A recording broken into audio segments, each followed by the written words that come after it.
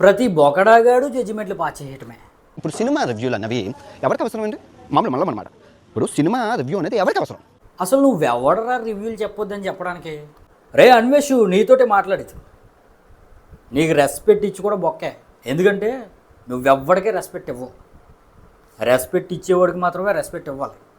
నీకేంటే వాళ్ళ మీద వీళ్ళ మీద పడి ఏడుస్తూ అనేక వీడియోలు చేసావు. మెల్లగా వాళ్ళ నీళ్ళని తొక్కేసి పైకి వచ్చావు. కోట్లు సంపాదించేసావు. నువ్వు సినిమా టికెట్టు 1000 రూపాయలు పెట్టినా చూసేస్తావు, 10,000 పెట్టినా చూసేస్తావు. ఎందుకంటే అప్పనంగా వచ్చిన డబ్బు నీ దగ్గర కోట్లు ఉన్నాయి. మరి కూలి పని చేసుకుని కష్టపడి సంపాదించేవాడికి డబ్బులు ఎలా వస్తాయి? రక్తం చిందిస్తే వస్తాయి. మరి కూలి పని చేసుకునే కూలి అతను 1000 రూపాయలు పెట్టి సినిమా చూడగలడా? ఒకసారి చూడండి భయ్య, టికెట్ ప్రైస్ చూడండి. హరిహర వీరమల్లు ప్రీమియర్కి 1000 రూపాయలు అంట. ఏంటి భయ్య ఈ దారుణం? అవతారకు కూడా ఎంత రేటు పెట్టలేదు కదరా బాబు. పోనీ ఇది పెద్ద సినిమా, పాన్ ఇండియా సినిమా, భారీ బడ్జెట్తో తీసిన సినిమా, 1000 రూపాయలు టికెట్ ప్రైస్ పెట్టారు. రివ్యూలు ఏం చూడకుండా 1000 రూపాయలు పెట్టి కష్టపడ్డ సొమ్ముతో సినిమా చూస్తే ఆ సినిమాలో 1000 రూపాయలకు తగ్గ స్టోరీ లేకపోతే ఎవడు రెస్పాన్సిబిలిటీ? చెప్పరా అన్వేషు, చెప్పు, ఎవడు రెస్పాన్సిబిలిటీ? ఇప్పుడు హరిహర వీరమల్లుకి ప్రీమియర్కి 1000 రూపాయలు పెట్టారు. మరి 5 సంవత్సరాలు ఈ మూవీని తీశారు. ఒకవేళ మూవీకి కంటిన్యూటీ మిస్ అయిపోతే ఎవడు రెస్పాన్సిబిలిటీ? 2 డైరెక్టర్లు ఈ మూవీని తీశారు. క్రియేటివ్ డిఫరెన్స్ వచ్చేస్తే ఎవరిదే రెస్పాన్సిబిలిటీ? చెప్పరా అన్వేషి, చెప్పరా. ఇప్పుడు నీకంటే కోట్లు ఉన్నాయి. నువ్వు 1000 ఎట్టినా చూసేస్తావు టికెట్ ప్రైజు, 2000 ఎట్టినా చూసేస్తావు. కష్టపడి పనిచేసి మూవీ మీద పిచ్చితో మూవీ లవర్స్ సినిమాని 1000 రూపాయలు పెట్టి చూస్తే 1000 రూపాయలకు తగ్గ సినిమాది కాకపోతే ఎవడో రెస్పాన్సిబిలిటీ? అయితే మీలో కొంతమంది ఈ విధంగా కామెంట్ చేస్తారు. వాళ్ళు ఏమైనా థియేటర్కి వచ్చి సినిమా చూడమన్నారా? 1000 రూపాయలు టికెట్ ప్రైస్ పెట్టారు కదా, దూలన్నోడు వెళ్ళి చూస్తాడు, నీకెందుకు అనే విధంగా మీరైతే చెప్పొచ్చు. అదేవిధంగా రివ్యూ కూడా ఎవరికి అవసరమో వాళ్ళే చూస్తారు. ఎవరికైతే డబ్బులు ఖర్చు అవ్వాలి, మంచి సినిమా చూడాలి అనుకుంటారో వాళ్ళే రివ్యూ చూస్తారు. ఇప్పుడు ఆడియన్స్ ఏం పిచ్చోళ్ళు కాదు కదా. హిట్ సినిమాకి కూడా ఫ్లాప్ రివ్యూ ఇస్తే ఆడియన్సే తిడతారు. ఫైనల్గా audience will decide A cinema చూడాలి, ఏ సినిమా చూడకూడదని. వాళ్ళు అనేక రివ్యూలు చూస్తారు, అనేక వెబ్సైట్లు చదువుతారు, లేకపోతే ఆఫ్లైన్లో మౌత్ టాక్ వింటారు. ఫైనల్గా డిసైడ్ అయ్యేది ఆడియన్సే ఆ సినిమా చూడాలా వద్దని. ఇప్పుడు రివ్యూలు ఏం లేకుండా, వెబ్సైట్లో గాసిప్స్ ఏం లేకుండా, ఇక మౌత్ టాక్ను కూడా మీరు బంద్ చేసేయండి. అప్పుడు టిక్కెట్కి వెళ్తే ఆ సినిమా టిక్కెట్ వర్త్ అవ్వకపోతే రీపేమెంట్ చేస్తారా? చెప్పరా అనివేసి చెప్పరా. ఇప్పుడు 1000 రూపాయలు పెట్టి నేను హరిహర వీరమల్లు ప్రీమియర్ చూస్తాను భయ్యా.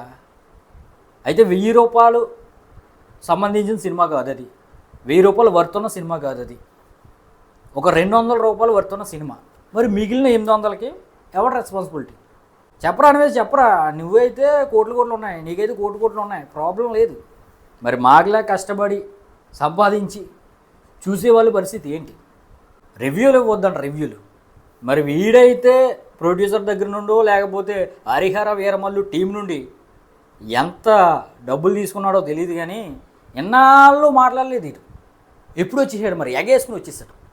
మరి వీడి పవన్ కళ్యాణ్ ఫ్యానా లేకపోతే ఎవరైనా ఇన్ఫ్లుయెన్స్ చేశారు వీడిని అనేది నాకైతే తెలియదు, కానీ దొంగ రివ్యూ ఇచ్చాడు భయ్య చెప్పుకోవాలంటే.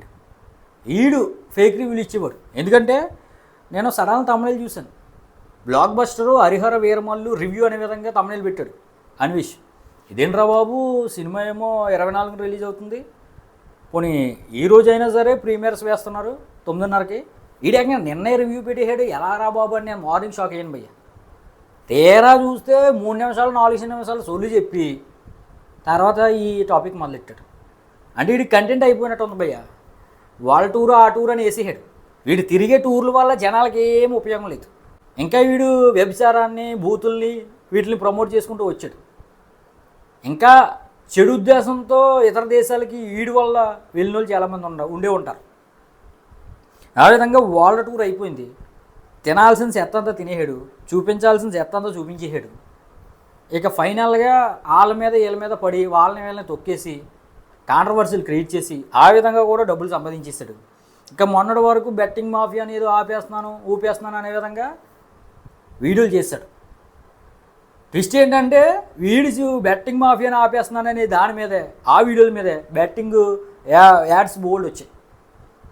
ఈ ఆన్లైన్ ప్లాట్ఫామ్స్ ఎలా ఉంటాయంటే భయ్యా, మనం ఏ టాపిక్ గురించి మాట్లాడుతుంటే ఆ టాపిక్ యాడ్స్ ఎక్కువ పడుతూ ఉంటాయి.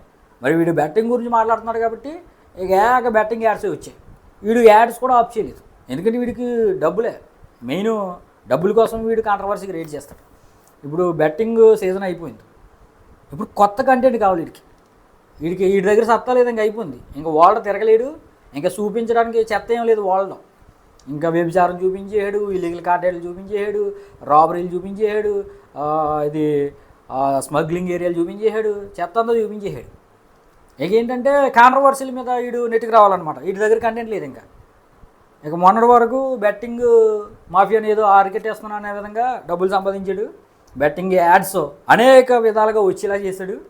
ఇప్పుడు రివ్యూల మీద పడ్డాడు అనమాట.